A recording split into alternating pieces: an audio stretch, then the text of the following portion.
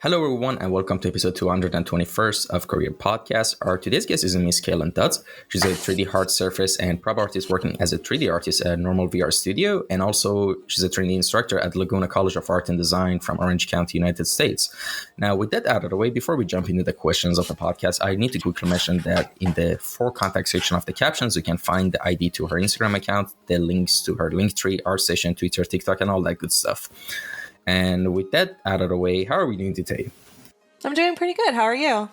I'm fine. I just started today like 2 seconds ago and I'm trying to ignore it. All right, whatever.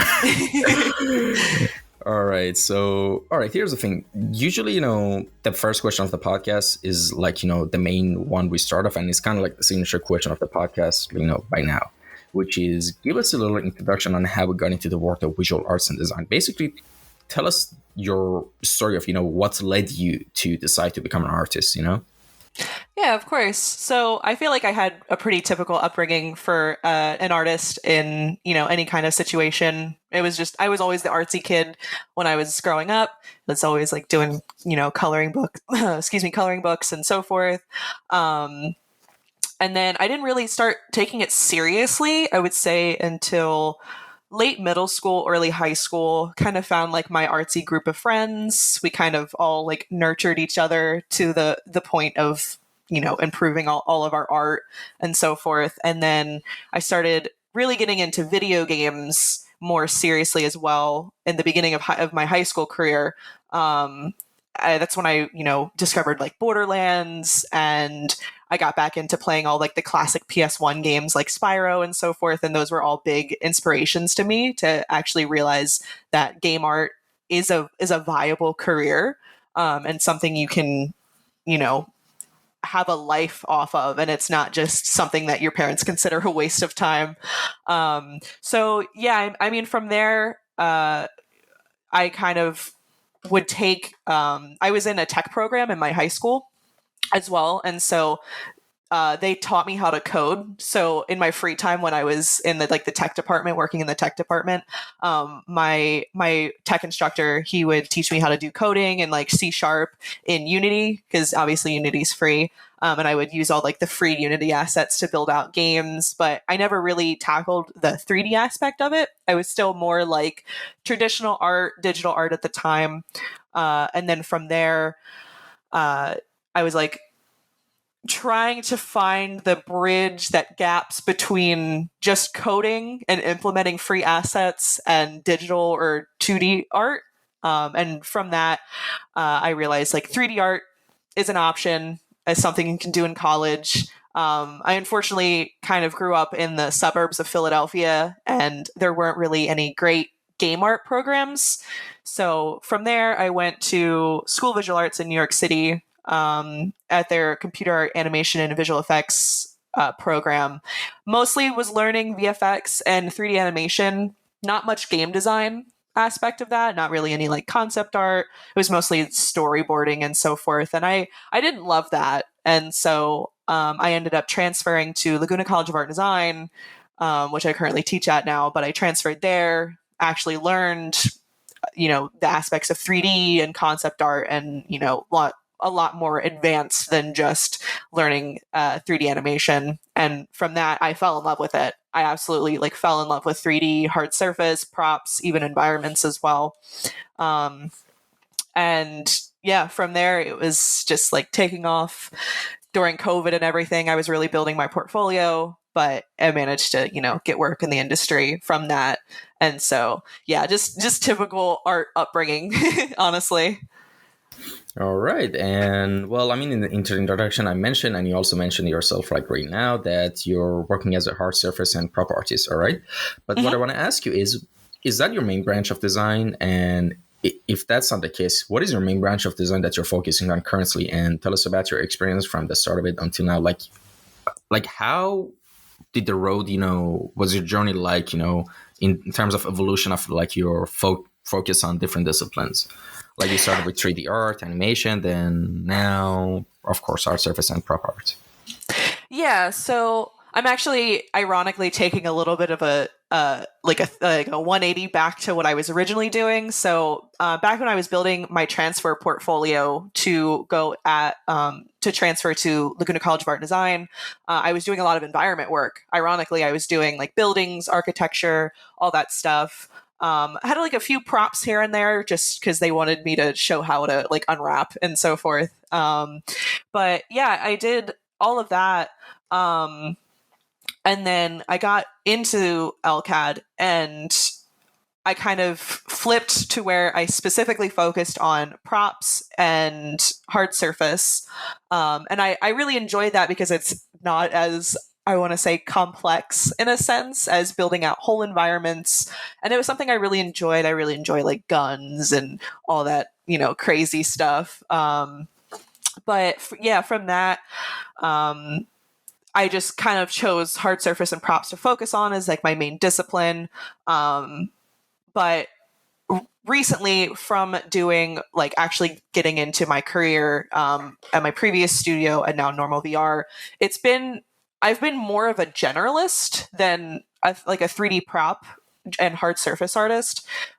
So at my previous studio, I was honestly doing a lot of like character cosmetics, but then also props as well. And then at my current studio, I'm doing pretty much everything. So props, hard surface weapons, environments, cosmetics here and there. But getting back into environments, especially professionally, has kind of inspired me to get back into environments in my personal work as well.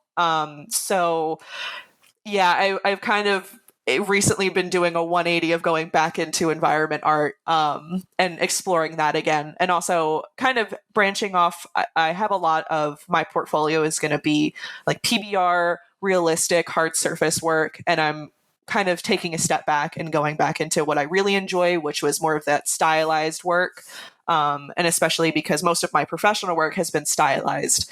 It's what I enjoy. So I'm kind of taking a step back from realistic and having fun just exploring doing like hand painted work again, messing around with like trim sheets and so forth and with my environments. But yeah, it's it's been a journey of what kind of my disciplines are.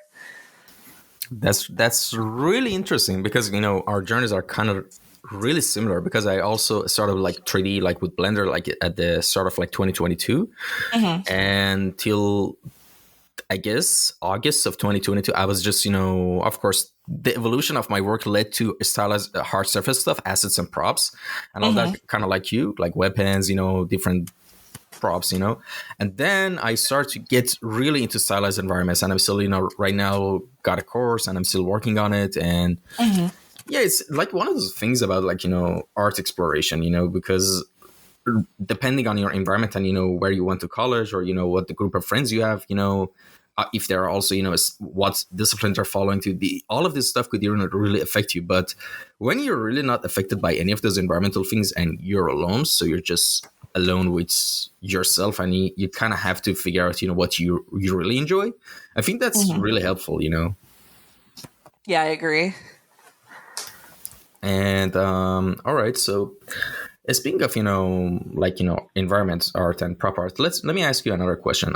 How does your design process usually go anytime you want to start working on a new project? Like basically, what does the structure of your pipeline looks like for both environment and also prop and asset art and other stuff?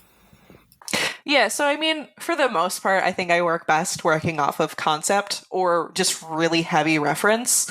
I'm not much of a designer myself, or a conceptor, so to speak. So it's a lot easier for me to just work off of concepts. Because I mean, for the most part, is professionally, that's what you do most of the time as a 3D artist is work off of concepts or really heavy reference.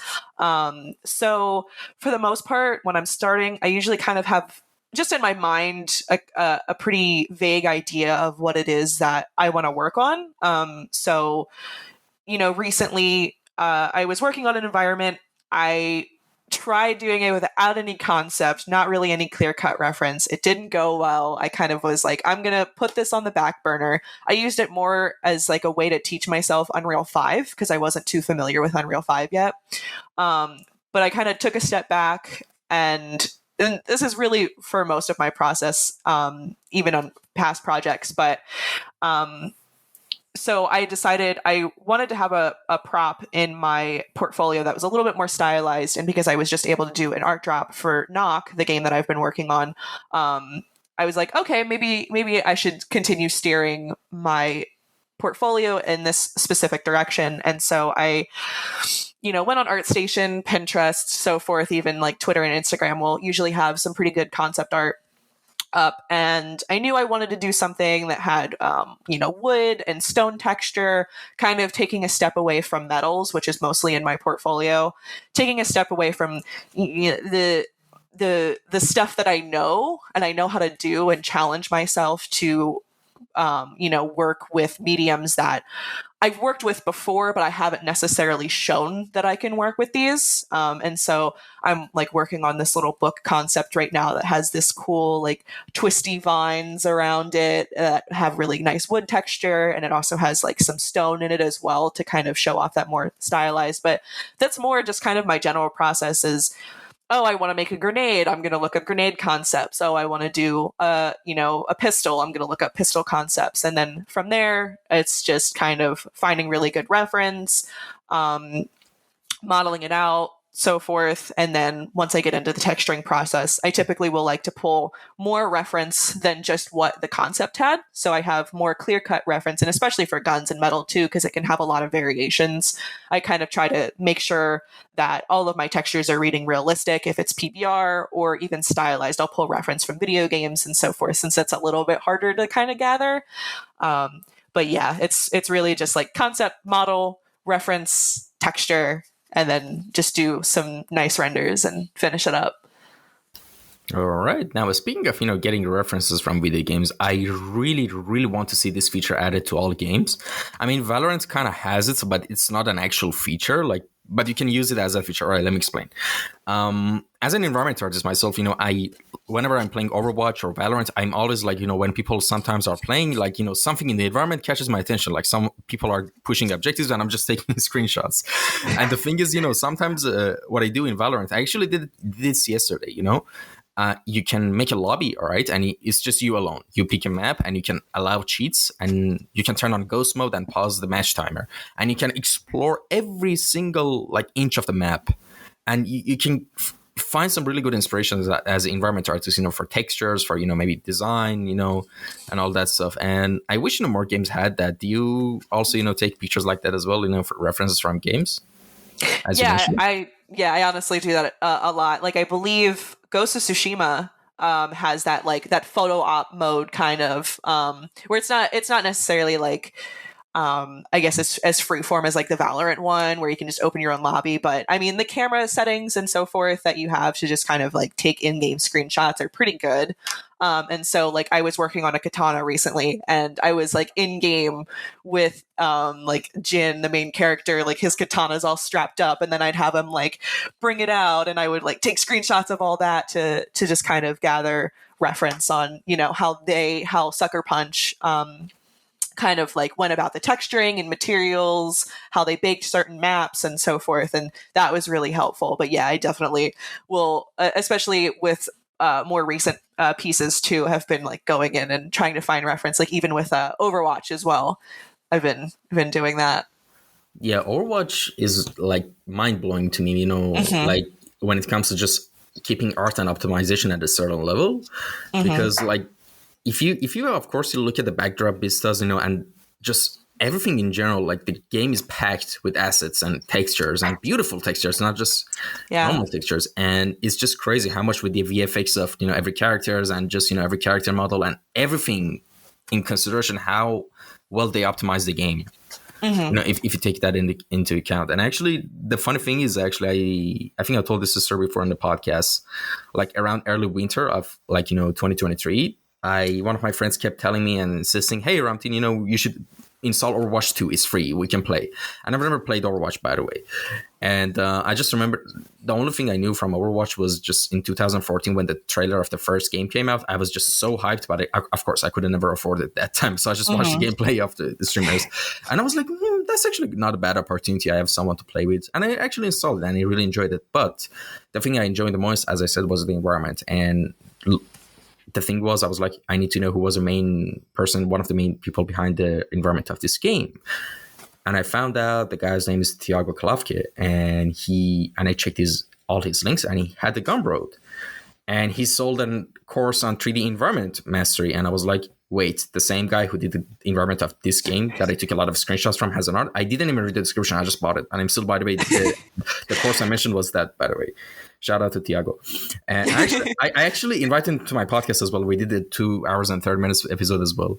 And so, nice. That's kind of crazy as well. But the thing I want to mention is that, we talk about art a lot on this podcast, but I actually, I messaged a couple of people, actually, some technical artists. I would love to have conversation with technical artists as well, because people only see the glitter and glam of the environments and the games, but they don't know what are the main challenges, behind the scenes. And I think technical artists don't get enough credit, And, they definitely don't. Yeah, I mean, not just Overwatch. I think the most astonishing one, I think I mentioned this in a couple of previous episodes. The most astonishing one for me is Apex Legends. It's an open world, huge map, a lot of assets and textures, and 60 people. How do you optimize that? 60 people on the same map. That's insane if you think about it. Yeah. And so speaking of all this stuff, actually I want to ask you this as well. How has the experience been at NormalVR, and also have you guys run into any kind of similar challenges as well during your process? Yeah, I can't say too much because I am still under NDA. I can talk about kind of what we've launched and stuff, though. Since I've started, it's a pretty small team, less than 20 people, all mostly engineers. I'm truthfully probably the only 3D artist other than our vendors and my art director, who also kind of helps in. But for the most part, I'm doing a lot of the 3D work. But we do run into a lot of issues with launching on Unity and so forth. There are some difficulties with that. Thankfully, I don't really have to deal with any of the technical issues. It's really mostly the engineering team and the programmers that kind of handle most of that, which is nice because that obviously leaves me to do a little bit more of the art aspect of things. But yeah, I mean, a lot of our issues, since VR is really still kind of, I mean, it's been out for a while, but it's still up and coming in a way. So we're still kind of trying to keep player retention up. It's just trying to keep people interested, really. We noticed since winter, we have people that will buy and play the game once or twice, and then they never pick it up again, or they'll only pick it up again during the summer when they're, free to have free time, or they'll pick it up again in the winter when they have family over and they're playing their Oculus all together and so forth. So yeah, I mean, yeah, it's a little difficult for me to talk about more of the technical constraint side of things, only because I haven't really had to touch most of that. But yeah, I mean overall, NormalVR has been a really nice company to work for, and they kind of picked me up when I was in a rough spot. So I appreciate the creative freedom that I do have when I'm working there. But yeah. All right, that's awesome. And yeah, VR is one of those things. It's really hard to get into it, as an industry, because the consumer base, I think, is not, of course, obviously, as not high as with the console players or PC players, but yeah, I mean, it's one of. I honestly don't have enough information, that up to date information about the whole industry. But from what you're saying, I think it's kind of challenging to get into it, right? Yeah, I think it's pretty difficult. I don't really know too much of the backstory of Normal, but I know, I think our biggest thing was trying to find that niche in VR that keeps people coming back versus, you see Among Us and Gorilla Tag in VR that are doing really, really good. And I don't want to say they're not good looking games, but there's definitely some corners being cut in a way. I still think they're great. I think they're fun. But it's hard in VR to find that balance between what is going to keep your players interested and keep coming back versus having a really nice put together art directed style game, but you only have players that come to it every few times, once every few months or so forth, or they pick it up once, play it, and it's pretty, but I could play Gorilla Tag for free. And so yeah, I mean, like I said, I think the studio mostly struggled with kind of how do we go about keeping people interested. And so for us, we have our main game right now is Knock, which is a cross between like archery and Rocket League. And we have it where we're able to pretty much like if it existed, we could have like a VR esports, because it's something that people kind of keep coming back to the same way they keep coming back to like Rocket League or something like that.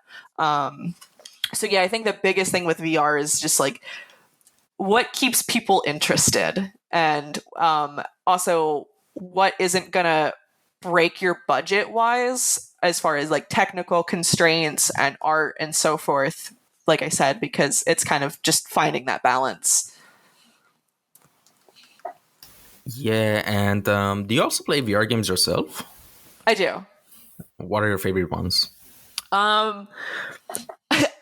I mostly play like Beat Saber, and I recently played the Resident Evil 4 on Oculus as well, but I don't do great with like VR horror games. They very much stress me out. But I think mostly Beat Saber. I did play a little bit of like Among Us and Gorilla Tag. Those are the ones I keep coming back to. And then obviously I play a lot of Knock for work, but I also just enjoy playing it even though I'm not that good. Yeah, I mean, one of the games I actually haven't tried any VR games myself. Like, it's kind of weird. I've never tried any because I never had any devices available. But one game that I'm really interested in playing, and I kind of recommend anyone who can play it as well. If you like horror games and if you like Phasmophobia with VR, it's insane. I don't know if you heard about it or you've seen it. I've heard of Phasmophobia. I didn't know it was out for VR actually. So yeah. Yes, it is. And it's a great thing. It has crossplay. Like, sometimes in the teams, I get someone who, of course, their character is different because they're on VR. But listen, the experience alone with just, mouse and keyboard is really scary. I couldn't just imagine with VR. Like, that should be like another level of like adrenaline, to be honest. Yeah. Yeah, I can't imagine. Like I said, like I tried playing Resident Evil, and I love the Resident Evil games. I love the franchise, but doing it in VR is just like that elevated, like, you're already kind of in your own world because you're kind of having that like sensory input of just the VR and like nothing else around you. And so I think it's like a whole different type of immersion. And it's like, I couldn't do it. I couldn't finish the game because I was just, everything stressed me out. The thing with the Resident Evil is at least you have a weapon, something to defend yourself. Mm-hmm. Yes, even though the experience is going to be much more immersive with the sound design, I assume, and a lot of other stuff. But with Phasmophobia, I don't know if you play the game. You're basically powerless. You have to take evidence and get out and try not to get killed and hide from the ghosts. Jesus. And like the first time, my friends kind of convinced me to finally return to the game because I played it in 2020 once or twice and I never played it anymore because I didn't have anyone to play with. But once my buddies convinced me to actually play, the first time, listen, the ghost was hunting and the sound design in the game is insane. Like it's like 360 basically. And I was trying to get out of the house, and when the ghost hunts, every door to the outside of the building gets closed, shut, and locked. No. And I was running toward the door and it shut through me, and I could hear their footsteps getting louder and louder. I just alt F4. Honestly, I know. I'm a coward, I know, but I just alt F4 that moment. But after I felt that. Yeah, I mean, but after that, honestly, I kind of got used to it, and it actually became a really fun, dangerous game of hide and seek. So it was more exciting than fearful the next times, And yeah, but I highly recommend it if you have VR devices to try it on VR as well, and let me know how was the experience. Yeah, I'll definitely try it out. I don't think I'll be able to last longer than like an hour, but we'll see. All right. I mean, an hour is good with VR and Phasmophobia, and they did like a couple of major updates recently. I think the game is much better than even now. Mhm. So yeah, I don't know. Good luck, I guess. Thanks. And all right, wait. This podcast turned into like a sponsorship for Phasmophobia. Jesus, like We gotta I'm get not. that sponsor. No, I'm not gonna get that unfortunately. But yeah, I mean, it's good. It's a good game. Whatever. And the next thing I want to ask you is, who are some of your favorite artists and designers that have inspired you the most? Oh man. Um it's weird because for a really long time I had only ever gotten my inspiration through video games, and I never really took the time to look up artists or anything like that. It was like that one weird thing that, like, being in a small town, they never tell you is like, oh, you can talk to these artists, they're real people, you can message them. And so for the longest time I was always just like, I'm just going to look at everything in game because it's cool and I don't have to talk to anybody. um, but then I really started to, once I transferred specifically to LCAD, that's when they kind of were nurturing the whole, like, you need like a gatekeeper and they help you with your portfolio to get in the industry your senior year and so forth. And really just like going about that, like, communications, like networking, everything. And so from that, I didn't really take a deep dive into artists that I like until like pretty late in my college career. And so a couple big inspires. One, she's a hard surface artist at Gearbox, actually. But her name's like Asia Hawkins. She does phenomenal hard surface work. And that she was one of my big inspirers to continue doing hard surface because, especially as a woman, it's a little bit difficult to just be a hard surface artist because you don't typically see that kind of art from women. It's not the dynamic that it is like the stereotype, so to speak. And I was always kind of nervous about really getting into hard surface work because it seemed more of like a manly, a masculine type of thing. And granted, I had a lot of people in my life as well that were like, no, just do it. It's what you enjoy. Just, take the time to learn guns and so forth, because that's like a big thing is you can't make a gun if you don't know how a gun works and so forth. Granted, I will probably never own a gun, but it was still really interesting to me to just like, watch like videos, go to ranges and so forth and learn this hard surface stuff. And like Asia, just seeing her work, how detailed it is, how she will often also, like, Borderlands is like non-traditional guns by like a long shot. And so it's interesting that she's able to take, the different art direction of Borderlands and that franchise and kind of, make really good assets and, hard surface work from that. And so she was definitely a big inspire for me to just keep doing hard surface, keep doing weapons, or else I don't think I would have like kept down this track. I would have probably stayed more towards environment, which isn't a bad thing. I just think that like I had a lot of fun working in hard surface more than anything else. Yeah, that's the. From what you said, there's a lot of interesting points to be raised. The first one I want to mention is actually, yeah, Asia Hawkins' works is amazing. Like, she also is one of my biggest inspirations when it comes to gun design and stuff like that. And I even actually invited her to the podcast, but I think she never saw my email because she's super busy. Yeah, she's a lead. She's probably really busy. Yeah, definitely. And actually, funny thing, you were number 1960. Like, through the lifespan of the podcast, I messaged about 180, 90 people. Mm-hmm. And yeah, you were like 1960, by the way. Like, so I messaged a lot of people, but yeah, it's like a number game to me at this point. Yeah. And the other thing is I actually want to mention is that you mentioned like, doing hard surface as a woman as at first, felt a little bit off to you. And actually, like, two things I want to mention about this is, one, actually, there are a lot of, right now, I'm kind of happy about this. There's a lot of women who do actually hard surface, guns and sci-fi stuff. Like, I had a couple of them actually on the podcast. Emily Arena, one of them I have on top of my head. I don't know if you know her. She does amazing hard surface work. And yeah, I don't have, like, I don't really have in mind, like, on top of my head, that was just her. But another thing I want to mention, I saw something on Twitter today that some people in the industry made a Discord server dedicated to just women in games. And the Mm-hmm. weird thing for me was some people were actually mad about it. I was like, why? And the thing is, just let me say this without getting into too much details and everything.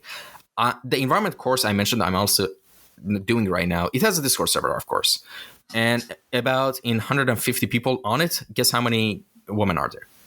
How many? You can count them on my fingers, like not many. All right, 7, 8, maybe, like at most 10. I don't know, but very few. Like, so of course, when you just reverse the roles, for any guy who's just listening to this, and maybe it's a little bit, interesting for them to realize what it feels like. Imagine if the roles were reversed.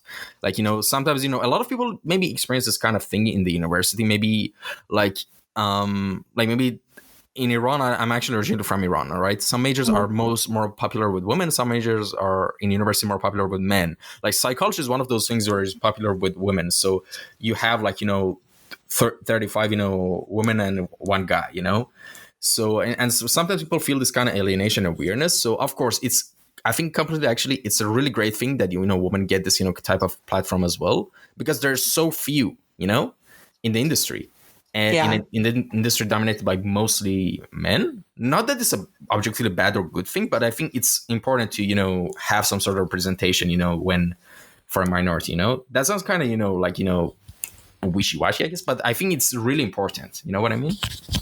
Yeah, I absolutely agree. Like I knew coming into games in general that I wasn't going to have as easy of a time as a white man, because I'm not coming from, like the generic type of background that game design had. I mean, granted, it's leaps and bounds from where it was like 10, 15 years ago, 10, 15, 20 years ago. It's, and I love to see that. But yeah, I definitely think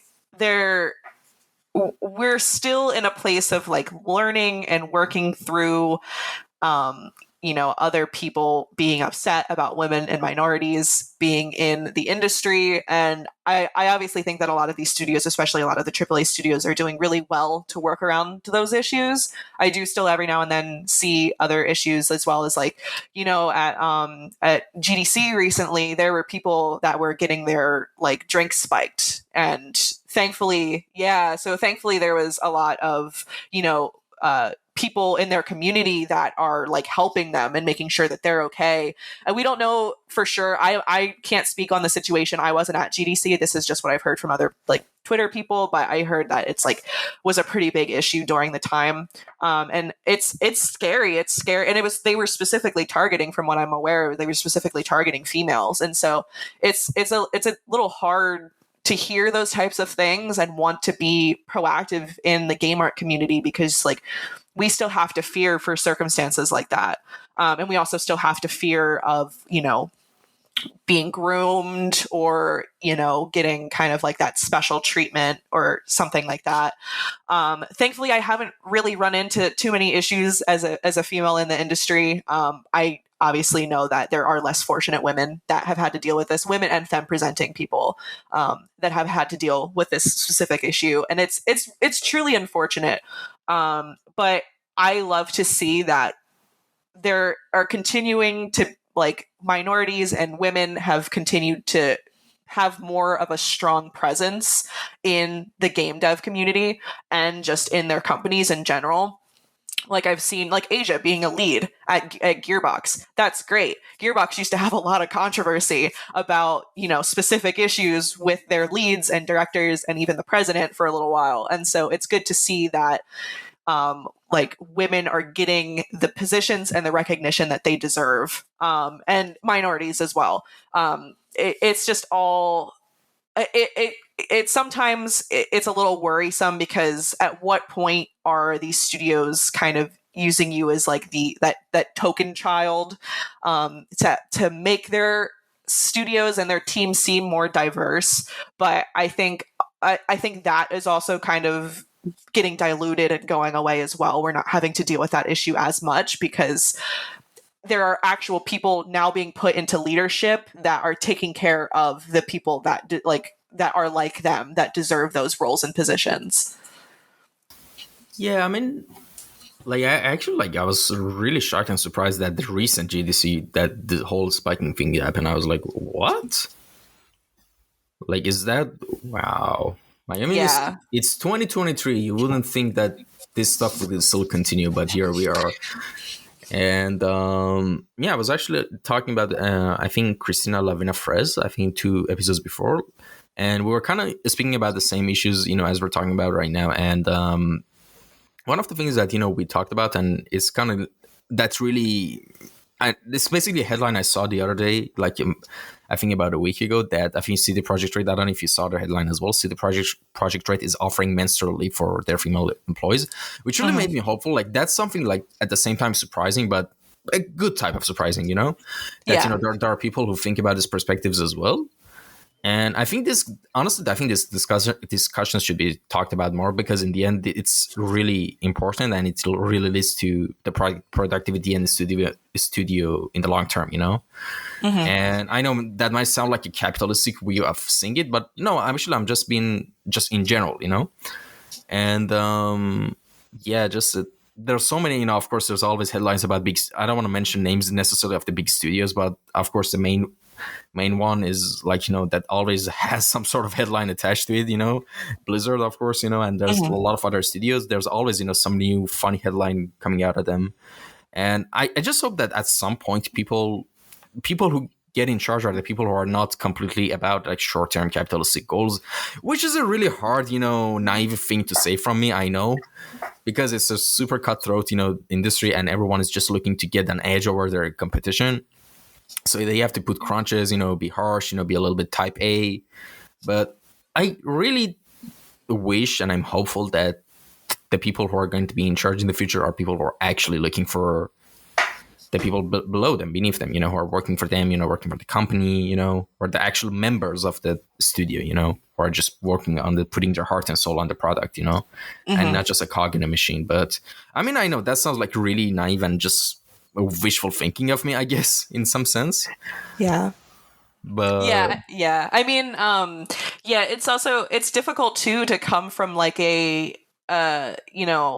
an art background to then being like the president of a company, because you're dealing a lot less with art and the stuff that you enjoy and the reason why you got into the industry, and you're dealing more with like business and financing and networking and so forth and stuff like that. So I think it's a little bit hard, and I might be completely wrong. This might be a completely like jaded aspect, but I think it's like more difficult for people to especially in like bigger AAA, more established companies, to like give up their art positions to then go into like a higher, no, much higher position or role, such as like president or a CEO, CFO, so forth, because they're also having to deal with all of the other people that are in those positions that aren't artists as well. And so it's like, at what point do you want to give that up to run a company, run it how you would like, and hope that it comes out well, and what your expectations would be, but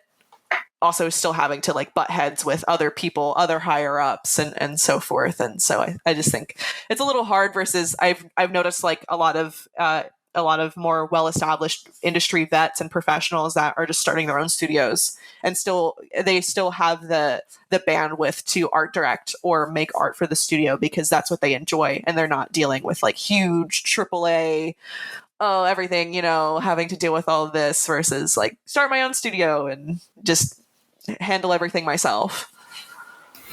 yeah, another thing I really like about today's like the day and age we're living in when it comes to game industry and just the whole atmosphere and like ecosystem of it is how kind of in a sense democratize game development and just art, like becoming a successful artist has become, because with social media you can easily anyone regardless of how underprivileged you might be, you have this opportunity to present yourself and show your work and get a following and all that stuff.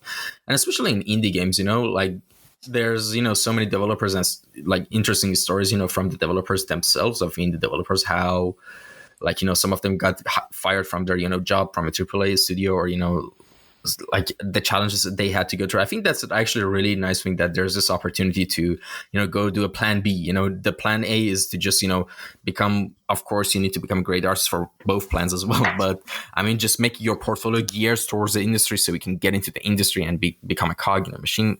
I mean, not all studios are like that, of course, but you get the point. There's always this new avenues of, just making a name for yourself, basically, and your art. And I think that's really nice, to be honest.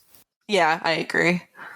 I think social media especially is just like a really powerful way to connect with people in the industry. And most of the time it's genuine people. It's not just, execs and so forth that are very, I don't want to say like gatekeepy, but I can't think of another word for anything that would be a better descriptor. Most times. Yeah. So yeah, I mean, yeah, social media, I think like, especially just for anyone, but like not great represented communities. It's such a powerful tool to connect, to network, just to get your work out there. Yeah, I think social media has been, although it's hard when, we have the whole issue with like TikTok getting banned in the United States and so forth, and people trying to argue that. But for a lot of people, like that's their platform, that's their business, that's how they get views and people, and they open their shops and they make money and revenue through those types of things. So it's like, it's difficult when, we see stuff like that happening, and, social media getting kind of snuffed out a little bit. When like a lot of creators, they use it and that's their livelihood. I didn't know that TikTok was going to get banned and filtered in the United States. Has it happened yet, or is it going to happen? I haven't been keeping up with it too much because truthfully, I don't think anything's really going to happen from it. I think it's all just like a lot of, talk. But yeah, they had brought the founder of TikTok over to the United States, and he's been like through all these like congressional meetings and stuff, and like hearings, and like kind of pleading his case of like, why is this good? And then you see all these like old senile congressmen and women that are just like asking these dumb questions like, how does TikTok connect to your internet, and how do we filter out minorities and people under the age of like 13, getting on these platforms, and he'll come on and like answer all of their questions very well. And it's still just like this very jaded perspective. And from what I've heard as well, it's like this bill that they're trying to pass to ban TikTok is also trying to allow them to ban like VPNs and all this other stuff in the United States, and give people like basically give the government access to like all of our like private networks. And it's like a huge security thing. Like I said, I haven't been following it too much because I'm hoping that the good people in the government don't allow this to happen. And obviously, like, even if it does get banned, I'm sure we're all going to find workarounds to still like get on TikTok. Cause even like myself, I use it as a platform. I am not going to give that up. Twitter and Instagram and so forth are still nice, but like, yeah, it's been a whole mess. It's been kind of on the down low the last like week or two. I haven't heard too much about like what's going to happen, but it's always just like that. Wait and see what's going to happen. Love the government. Yeah, honestly, I don't think anything will happen. Like, from what I can tell. I mean, and by the way, I just remembered, I actually watched the Moist Critical video about the same subject. I remember the congressional hearing, and oh God, yeah, I saw some clips of that hearing as well. And honestly, here's the thing, in Iran, everything is filtered, and it's getting filtered even worse. And yeah, there's a lot of workarounds to, connect to, different websites, and with TikTok, you can just, do like connect to a VPN. And I don't think that it's that easy for government to just ban VPNs. That's not I don't think a thing.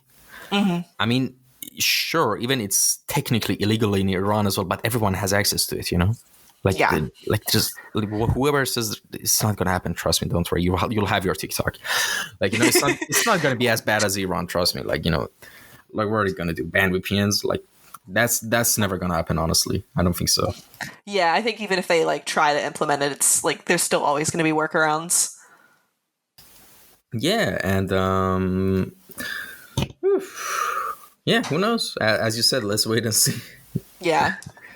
And all right. So instead of all talk of VPNs and Congress and all of that, let me actually ask you another question, Hmm. which is what area beside the area you're working on right now, which is of course in the fields of art and design and creativity and all that good stuff.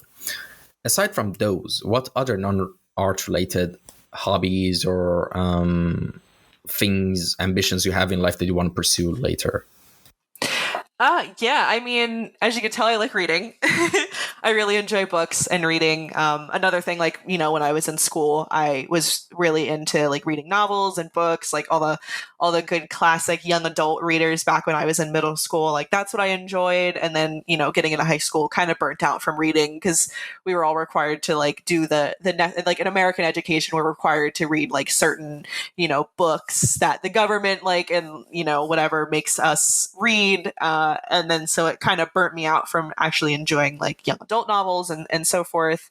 And then very recently, since like I actually was able to kick off my career, I used to work retail. I worked at several different retailer stores back when I was in high school and after I graduated. And I was also working at I don't know if you're familiar with the franchise, but it's like called GameStop, and it's like a game store in like the United States and I think some areas of Europe. But I worked there as well, and that was like my big motivator to keep going into video games. I was still in college learning video games and like working at GameStop and so forth. But I also worked at Barnes and Noble, which is it's like a bookstore as well. I worked there, and that was like kind of like a big inspiration for me to get back into reading because I had, I was surrounded by everyone that's at Barnes and Noble, everyone that works there. They love reading. All the customers love to read and so forth. And so I was like, okay, like I'm going to get back into it. This is what I really enjoy. I like funny little side note, but when I was in middle school, I used to like write fan fictions and like post them on like Wattpad and archives and so forth. And like I had like one or two that it did pretty well. And so I think this is a very like a lifelong dream that I don't know if I'll ever fulfill, but I would at some point like to publish my own book. That is not even in the works yet, but I think like if I ever am financially stable enough to kind of support that dream or that ambition of myself, I would definitely like write my own book. But for now, I'm just going to continue enjoying literature, and but yeah, I mean, other than reading, it's mostly just art, playing video games. I live in Orange County. It's gorgeous here, so I go on a lot of hikes with my partner. Lots of like exploring.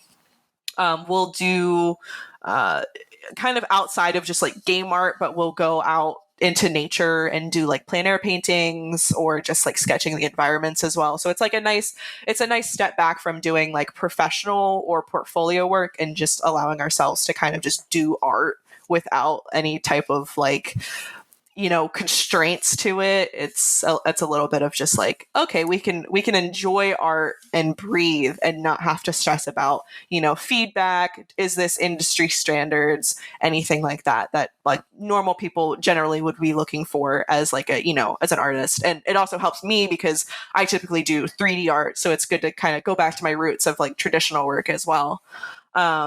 But yeah, mostly just like reading, going on hikes. I skateboard, and then yeah, just art. All right. And well, we reached the last question and section of the podcast, which is called Time Capsule. I don't know if you listened to any full episodes before of the podcast, but I think you can tell, what it's going to be about. So basically, let me say it this way. Imagine you're in like a escape pod of a shuttle, all right? And you're about to get launched into space. And there's a countdown, and you're going to be lost forever, right? I know it sounds kind of dark, but listen. And in that limited amount of time, you have a voice, like your voice recorder, and you can say anything you want as your last words, from one human to another human being. And that another human being is anyone who's going to listen to this podcast at any point of time in the future. Mhm.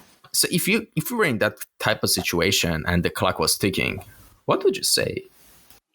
Oh man, I wasn't deep question. I wasn't prepared for that one actually. Um, hmm. Yeah, I think like specifically, this target audience and, people that I know of that are struggling to get into the industry. It's like one of the biggest things is getting into the industry as a junior and associate artist. Um, it may seem generic, but don't give up. Don't give up on your dreams. I know it's hard. I mentioned this before, but getting into the industry does a little gatekeepy, but it's going to pay off. Your hard work is going to pay off. Like us industry professionals, we see you. We see the work. We see the effort and everything that you're putting in. It's not going unnoticed. Just like it's going to seem tough at times, and you're going to lose that ambition and that inspiration. But just like keep pushing, just keep doing it.